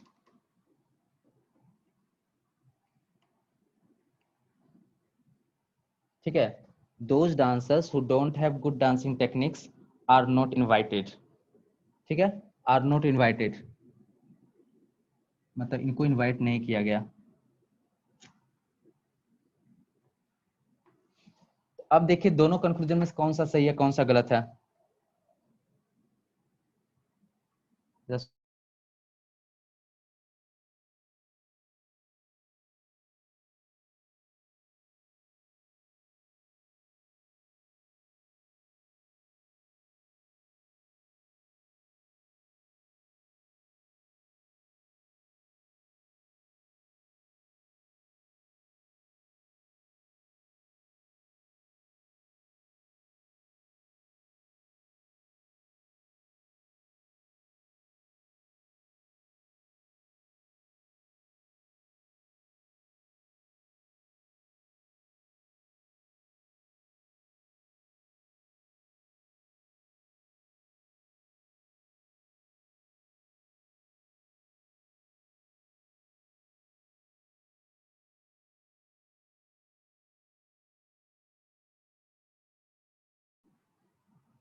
sorry हाँ तो क्या लगता है आपको कौन सा इसमें सही है कौन सा गलत है।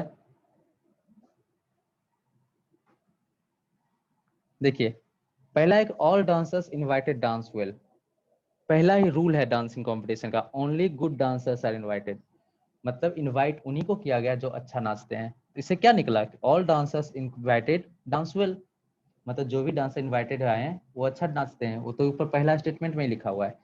इससे पहला स्टेटमेंट क्या हुआ आपका, करेक्ट हो गया। अब दूसरा है sentence wise, dancers who don't have good dancing techniques not invited. ठीक है, no one without good dancing techniques is a good dancer.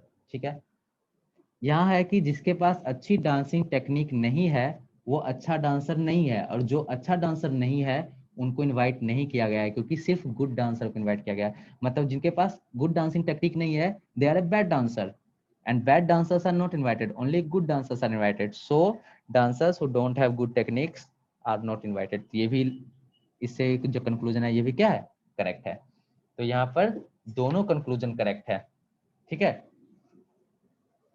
किसी को समझने में प्रॉब्लम हुआ?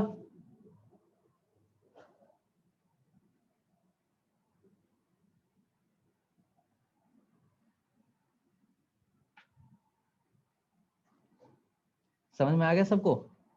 तो ये आपका जो रीजनिंग का कुछ टॉपिक्स था वो हमने क्या क्या क्या किया, हमने एक बार रिवाइज कर लेते हैं। सबसे पहले हम लोग डायरेक्शन किए, सिंबल सब्स्टिट्यूशन किए, ब्लड रिलेशन किए, कोडिंग डिकोडिंग किए, स्टेटमेंट एंड कंक्लूजन किए,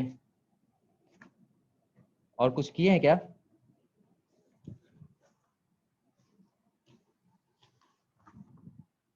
सिटिंग अरेंजमेंट वाला किए हैं, हाँ सिटिंग अरेंजमेंट्स किए हमने। ठीक है, तो ये सारा आपका रीजनिंग का टॉपिक्स था, और इसी सब में से आपको एग्जाम में पूछ सकता है। इससे ज्यादा आई डोंट थिंक कुछ पूछेगा, इसी सब से एग्जाम में पूछेगा। तो अगर इसके बाद भी अगर किसी को कोई टॉपिक समझने में कोई प्रॉब्लम रह गया हो, अगर किसी को समझ में नहीं आ रहा हो, तो आप प्लीज कांटेक्ट कर सकते हैं, हम बाद में आपको एक्सप्लेन करेंगे। ठीक है, तो ये आज के कुछ टॉपिक्स थे जो हमने एक्सप्लेन किए, और नेक्स्ट वीक आपकी क्लास जो है वो फ्रेंच लैंग्वेज के ऊपर होगी। ठीक है, तो फ्रांस के पास जिसके भी जो नोट्स हैं, जो हिस्ट्री आप लोग प्रिपेयर कर ही रहे हैं, साइड से पढ़ ही रहे हैं, और वो सब पढ़ते रहिए और नेक्स्ट क्लास के लिए खुद को प्रिपेयर कर लीजिए। ठीक है।